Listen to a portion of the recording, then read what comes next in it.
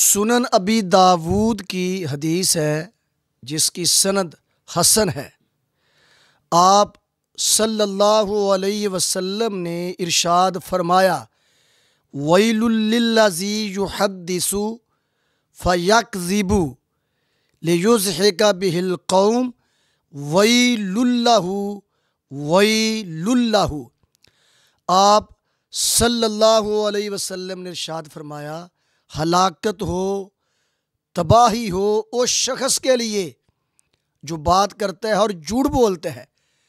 लियुज़हिका बिहिल कौम, झूठ इसलिए बोलता है ताकि झूठ के ज़रिए, झूठे लतीफ़े के ज़रिए लोगों को हंसाए। वैलुल्लाहु वैलुल्लाहु, आपने फरमाया इसके लिए तबाही हो, इसके लिए बर्बादी हो। मेरे प्यारे भाइयों, बुज़ुर्गों, गौर फरमाएं कि आप सल्लल्लाहु अलैहि वसल्लम ने 3 मरतबा उस शख्स के हक में बददुआ फरमाई। फरमाया उस आदमी के लिए तबाही हो, उस आदमी के लिए तबाही हो, उस आदमी के लिए बर्बादी हो जो झूठ बोल कर लोगों को हंसाता है।